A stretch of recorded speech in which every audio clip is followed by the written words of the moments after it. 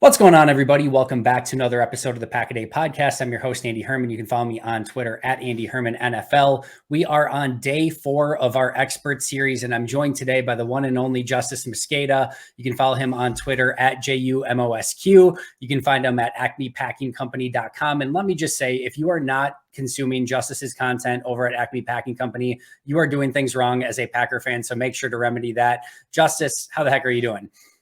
I can't complain. I'm wearing a hoodie, so it's like not even that hot in Portland today. So count that as a win.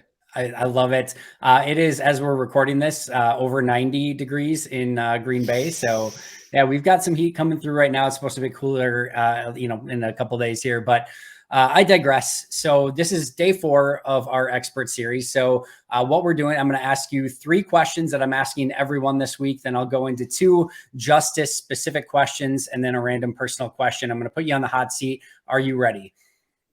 I've never been more ready in my life. Yeah, I let's appreciate it. Let's jump in right away. So the first question I'm asking everyone is a player or maybe something that you are most looking forward to as we get ready to kick off Packers preseason, training camp, etc. What is the one thing that you just cannot absolutely wait for? And probably a player, but I'll let you go in any direction that you want. Ooh, so is this in a positive direction or just in Hey, this general? is your life. If you want to be negative, you are happy to be, you can go in whatever direction that you would like to go in. So it's not necessarily negative, but the thing that I'm most interested in watching is definitely the defensive line. Okay. So I'm not really sure how it ends up shaking out. It seemed like, when they had the assistant coaches go up for the presser earlier this offseason, the only person who was negative in any way, shape, or form about his players was Jerry Montgomery, who's, I think, now on his 3rd defensive coordinator in Green Bay. He's the longest tenured Yeah. coach in Green Bay right now.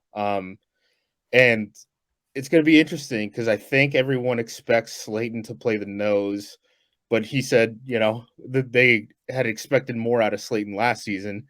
And then, Wyatt stepping in as a first-year defensive end or a first-year starter at defensive end, and then Kenny Clark moving back to defensive end from nose tackle. And there's not really that many other options beyond that unless you want to start getting these day 3 rookies involved at the end. So Yeah, it's a really interesting position. I think, in my opinion, Kenny is coming off like a bad Kenny season is still a good Kenny season, but is that might be the worst we've seen from Kenny Clark last year. If not, it's at least probably in the conversation. Still a very good season overall, but just not usual superhero Kenny. You have Devontae Wyatt, who played 300-ish snaps a season ago, who's obviously making that leap. And I think everyone, as a former first-round pick, is expecting him to take this giant step. TJ Slayton has kind of been the number 2 guy so far in mini camps and OTAs. I won't lay too much into that until we see it more in camp, preseason, regular season, etc. And then you've got, as you mentioned, the day 2 guys or day 3 guys, Colby Wooden and Carl Brooks, and then a slim down, kind of in better shape, Jonathan Ford as well, who I'm kind of intrigued by. I like all 6 of those guys in some capacity. I'm just interested to see how they all put it together. Yeah, I'm especially when the pads come on, right? Yes. I mean, that's the biggest thing. I don't care about these defensive line, offensive line, running back evaluations until the pads come on. So, yeah, definitely like the number one thing I'm going to be looking at, which sounds weird because, everyone's going to be paying attention to Jordan Love. No, a little while ago, when we were doing training camp superlatives and with Perry and Alex and I had actually said the training camp battle I'm most interested in is that sort of that defensive line rotation. And specifically, I said kind of 4, 5, and 6 and how that plays out. But, right now Kenny's going to get the lion's share of the load, and then probably Slayton and Wyatt a bunch after that. But even the number 4 guy, let's just assume it's Colby Wooden. That's probably 400-ish snaps, which is not an insignificant number. And you're one injury to Slayton, Wyatt, or Clark away from that next number 4 guy, whether it's Brooks or Wooden or Ford or however they do it, from playing probably fairly significant snaps. So it's a very interesting position to me. And Slayton, too, just to add on top of that, I mean, his whole thing coming out was conditioning issues, and he hasn't been a guy who's played a lot of football, right? I mean, he was at what was it, American Heritage in high school, one of those big powerhouse schools. Didn't play on the defensive side. Was recruited as a guard for like a 5-star guard for like Michigan, then flipped to Florida because he could play the defensive line. And he was like, I want to finally play defense. And then, at Florida, he didn't play a lot until that final year. And we haven't seen a lot of him on the field, since he's been drafted. So I'm not sure those conditioning issues have been solved. I'm interested in learning though. Yeah, and to see him take a step and maybe play 40 plus snap, we just haven't seen that from Slayton, so that's going to be interesting as well. All right, number 2 on my list, the $1 million question. As we sit here today, pre-training camp, what are your specific expectations for Jordan Love and the Packers as we sit here right now before training camp? Play within the system, please. Just play within the system, and if you can do that, there's a lot to work with, right? Like, have you heard? We're recording this. Is this spoiler alert? We're recording this on July 10th. So the Play Callers, the podcast series for The Athletic, just came out. Have you heard it? I've not had a chance to listen to it yet. No, it is very high on my to-do list at the moment. I watched. I listened. I listened to the 5 hours of it, and part of it was them talking about kind of like the system, right? And saying like they learned that the explosive plays in the NFL come from perimeter runs and throws over the middle, right? So you think about that, you're smiling. You think about that within the context of Aaron Rodgers being our quarterback for the past, what was it, 18 years or something? No, 15 as Yeah, like right a around starter. He doesn't like to throw over the middle. a little bit allergic to it. Play within the system, and I think everything's going to be fine. I'm going through and rewatching all of last season, and it has been striking to me how many completions and how much of Aaron Rodgers' just productivity, which there wasn't a ton during the beginning of that stretch, but how much of it was just schemed up stuff and just little tosses on like the little pop passes, little screens to the outside, like throws that like not only Jordan Love could make, but like you insert whatever quarterback that you want could make. And I've half been tempted to go through and look at every single Aaron Rodgers pass and be like, all right, literally, like how many of these could like you and I almost make to like almost that extreme, and then like any normal NFL quarterback could make. But like there is a lot of schemed up stuff. And to your point, I think if he sticks to the scheme, but also even more like is willing to utilize the middle of the field, which we've already seen in OTAs and mini camps, I think there's a lot of meat on that bone. And we keep going back to the numbers for Aaron last year. It's not a super hard bar to clear. It's going to be really interesting to see how Jordan Love, sort of is in comparison to last year's Aaron numbers. And I think the RPO and option game just like explodes. Yeah, I think so too. I don't know how often they're going to be willing to run him, but I mean, think about, well, what was it like week 1 or 2? It was early on in the season last year against the Vikings, right? Where they had that whole Zadarius Smith RPO play down at the goal line. And the answer to that play is you pull the ball. Yeah. But Aaron won't pull the ball. And no. I think Jordan Love, who's, he grew up in that like air raid type of offense stuff. I mean, he had the same quarterback coach as Justin Herbert, I believe. So, those guys are willing to pull the ball and run the ball a little bit. And even when he gets in like the preseason and stuff, you start seeing him do different things. And you're like, oh, they're running zone art. Like they're running like the Kaepernick plays from like Nevada in like 2010, right? And you're like, oh, okay. Like this is something they think that he can do, even though on paper he ran like a 4.7 or whatever. But like he's a long strider. So like maybe there is something there. And you start seeing DeGuara and the other fullback, right? Working on the side in camp and stuff like that. And you're like, maybe there is a role for these slicers and they want to do something with them. So I don't know. That'll be interesting. It is very much going to be. And I think some of the play action, the RPO, the middle of the field, all that stuff, I think is going to be on a different level in 2023. And that's just going to make this offense, I think, hum in a different way. And there's going to be struggles too, but it's still going to be fun to watch. This is another choose your own adventure. You can choose to be optimistic, pessimistic. You can go in any direction that you want. We've had this entire off season to stew and marinate on all the different things that, you know, are going through our head, things that are maybe keeping us optimistic, things that are maybe you're more worried about or pessimistic about. So again, as we sit here today, what is something that is either giving you hope or pessimism, and just kind of like you can't shake the feeling as we get ready for the start of training camp? I think I'm pretty on an island on this one because it doesn't seem like people are as concerned as I am. But so Christian Watson, right? What's his Yep. ideal role? Explain it to me. I think he is the what I would just consider the quote unquote playmaker. I think Romeo Dobbs becomes your sort of everything wide receiver, utilizing the middle of the field more. Kind of, I think he's going to be looked at a lot, and just even what we've seen in OTAs, I think he's going to kind of be the overall guy. I think Jaden Reed's going to kind of be your slot. I think Toure is going to get a look. I think Luke Musgrave is going to get used as a big wide receiver, basically for a lot of this. Kraft's going to be your overall tight end. And then I think there is going to be a literal playmaker role for Christian Watson, and not too dissimilar from what we saw at his streak at the end of last year, where it's like, all right, how can we get a double move for him down the field? How can we get him how can we get him on a reverse or an end around or a pop pass that gets him screaming in the opposite direction? I think he is going to be the more schemed player of everyone on offense, but also utilized in a normal wide receiver role from time to time. But I think as Matt LaFleur stays up at night and tries to like do all of his doodling, I think he's got Christian Watson 1A in mind of like, how can we get the ball in this guy's hands?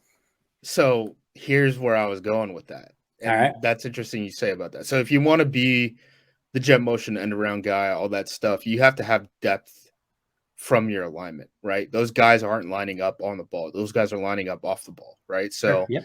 Any trips formation, Christian Watson, you probably want him to the trip side, probably on the outside if, Agreed. you know, the weird bunch stuff, all that stuff. Okay.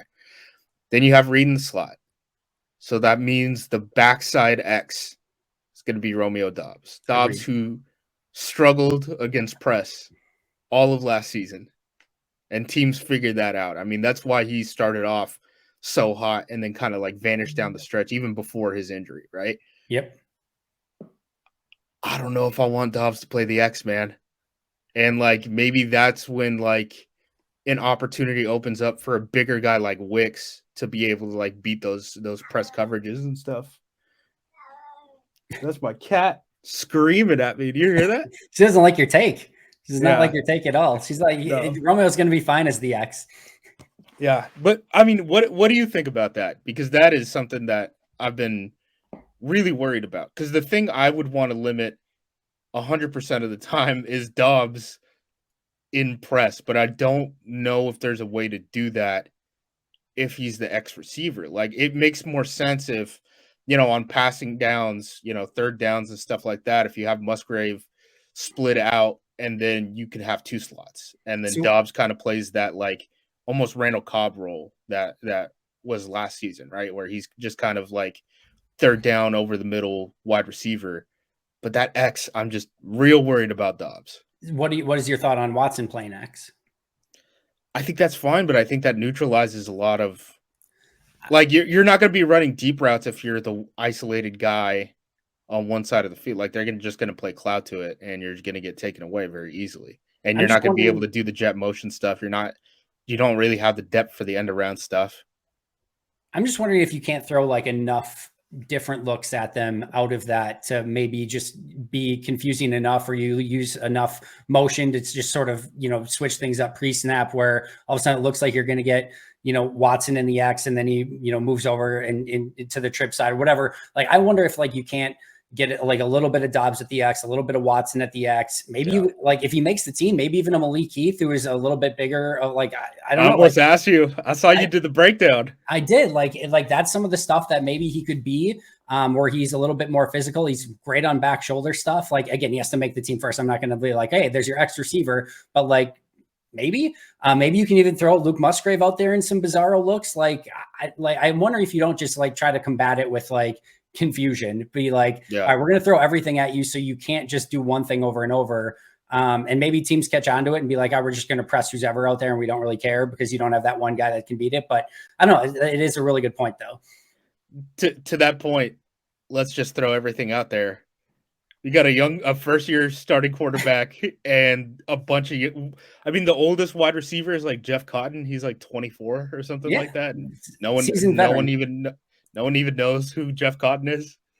So, yeah. Yeah, I think volatility is going to be the name of the game this season. I think you have just a lot of unknowns, and I think some of those unknowns are going to peak in really fun, exciting ways. I think there's other times where it's just going to be massively frustrating, just like why are these little simple things that should be working just like not working out of nowhere? And I think that's going to be on the offensive side of the ball. I think it's going to see a little bit on the defensive side of the ball. There's a lot of youth, and with youth comes inexperience and just volatility. I think there's going to be a lot of volatility, especially with first-year starting quarterback and everyone being a rookie or second-year player, basically at wide receiver or tight end. That's a lot of volatility. Yeah. All right. To the Justis specific questions. All right. The first one is, I feel like you have a lot of really smart, but also totally off the wall Justis isms that like only you think of. So as we're talking right now, what is your most outlandish Justis-esque idea for the Packers right now or during the season? You can take that in any direction as you want, but you always have, I feel like, some insane creative way of thinking about something. So what has been something that's been stewing in your mind that you've been thinking about that you want to get off your chest? Something crazy. And like the one we just talked about is not that all that dissimilar. So I love that your line of thought there. So yeah. I think so I'm pretty bad at gauging other people's opinions all right, I like this. online I about already the like where this is Packers. headed. What is the idea of trading Nyman at all on the radar of Packers fans, or is this just I'm out here? No, I actually did an episode where I said I did a whole episode on players who could get traded during training camp / like basically at cut down time. And he was, I think, number 2 on my list of people that I discussed. And it's not super hard to get to a world where you have Bakhtiari on the left, Zach Tom wins the starting battle on the right. He's like what, like a $4 million guy, I think. It's like $4.5 million on the for tag, like a swing tackle. It gets kind of expensive when you're sort of tied up against the cap. If you don't think you're going to re-sign him for next season and you don't have the appetite to pay him $4 million, I think it would have to be that you're 100% confident in Bakhtiari's health at the left. Zach Tom clearly is the winner of the right tackle spot on the right, and you feel comfortable and confident in at least one of Caleb Jones, Luke Tenuta, Rasheed Walker, one of those guys where you're like, all right, if one of those other guys goes down, we still feel confident. You also have an Elton Jenkins who you can still kick out. It didn't work at right tackle very well a season ago, but it's still like not completely insane as an option. So if all of a sudden you didn't feel super great about paying the $4 million, he was clearly going to be the backup. You felt comfortable that like you had another guy in the roster that could give you like 95%, 90% of Yosh Nijman. Like, I don't think it's totally outlandish to think that maybe there's a world where some other team could really use a starting offensive tackle and it's like, we'll give you X pick for Yosh, and Green Bay's like, all right, we'll do it. Yeah, and I think he could fetch a decent amount of money because someone's going to pay him next year. Someone's going to pay him next year. And maybe the second round pick that was attached to his RFA tender was too much, but like, I don't know. Could you get like a third and a fourth for him? You might be able to get a third and a fourth for him. Did you see how bad this draft class was for the offensive tackles? Like, we saw teams legitimately panic midway through the first round because they were like, we might not get a guy if we don't trade up for one right now, right? So, and all it takes is one injury for some team where they're like, oh, crap, we don't have a starting offensive tackle. Green Bay actually has 3, maybe 4 if Elton is considered one. Like, let's call them. Like, I don't think it takes that much. Also, I wanted to mention one of the guys you didn't bring up, a guy who has some tackle experience. And to your point, you said, Royce? Are you talking Royce? Yeah, I was going to say. You mentioned Elton, and you're like, yeah, he could play right tackle. It didn't work out too well. I was like, add another guy to the list, Royce, baby. Yeah. That did not work good at all. At all. Let's not revisit. Let's not put that even into the ether. I'm not ready for another Royce Newman offensive tackle experiment. Going back and watching and seeing Jake Hansen at right guard and Royce Newman at right tackle to start the season was quite the experience, and like stomach curling all over again. All right, next one on my Justis list. You put an article together of like sort of like Joe Barry's defense and can he win back the heart of Packer fans? So in your opinion, and just kind of going over that, what can Joe Barry do this season to do well as a coordinator and win back the hearts of Packer fans? Is there a avenue for that happening? Man, he has to fix the run defense. I don't know what you have to do because I understand you're not playing with a loaded deck right now, right? No. Obviously, I think everyone expects the spine of the defense not to be very good this year just because we're talking about inexperience and changing roles on the defensive line, right? We're talking about like a 6-man competition at safety that I don't think anyone expects to be It's not going to end NFL well. average. Yeah. Yeah. And then we need 2 bounce back seasons from the inside linebackers. But you cannot have another poor season of tackling, of fitting the run, and still have the confidence of this fan base. I mean, I think it's pretty much as low as it could be for a returning defensive coordinator. I think a lot of people thought he was going to end up getting canned last year up until the defense kind of got hot second half of the season, even though Gary went down with the injury.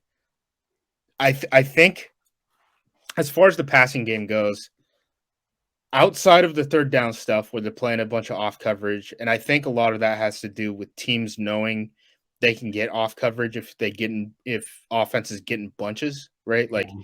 3 wide receivers, 2 wide receivers, lined up real close to each other. You can't press them, right? Yep. Like it just becomes a pick play. They have a yard where they can pick you legally, right? I think that they need to come up with answers there in the passing game, but I think the passing game is like not even the issue. It's like, dude, can we stop a run? Can we stop a run? 5 yards per carry last year, which is just mind-numbingly brutal. And I've said for a while, like, listen, all the third down stuff, even if you get to like, if you have a great like pressure package and exotic stuff you can run, doesn't matter if it's 3rd and 2. And like, this is just a team that in the Joe Barry era, and even going back to sort of the end of the Mike Pettin era, like they don't eat their vegetables on early downs. They don't get stops on early downs. And that just makes it really, really hard. If the offense is constantly in a situation where they can always run or pass, you are just so screwed on a defensive side of things. And you've got to figure out ways to get into 2nd and 3rd and long so that you can make the other team predictable, because it is hard enough in this league to stop the opposing offense when they're predictable. If they can be unpredictable and anything's at their disposal, it is a nightmare. So they've got, I agree with you completely. The defensive line got like the fewest amount of TFLs relative to how many snaps those guys were playing. Because like Lowry and Reed just got them nothing. I mean, hopefully, Wyatt and Slayton can end up providing some extra juice. And I do think they're, especially at Lowry's age, I do think they're better athletes than what they had last season. But at the same time, those guys were those guys as backups. So who knows? That's mystery box. Another volatility sort of thing where you're just not sure what you're going to get. I think there's going to be some positives, but I think there's going to be other days where you're going up against a really good offensive line and it could be a very long day at the office. All right, last one, the personal question. Justis Mosqueda, what is your most off the wall food take? Off the wall food take. Or your boldest food take? Let me think. Oh, man. Putting you on the spot. I know. I mean, you gave me a wide something I do 3 times a day and say, hey, have an opinion on this. Have you ever thought of it? I don't know. Mexican food's the best. I'm throwing that out there, but that's not really an off the wall take. That's a very good food take. That's not. I can't drag you for that at all. Might be my only good food take is that I love Mexican. Here's what I'll do. Check out. All right. So everyone knows about like burritos and tacos and all that stuff. The 2 things I want you guys to try.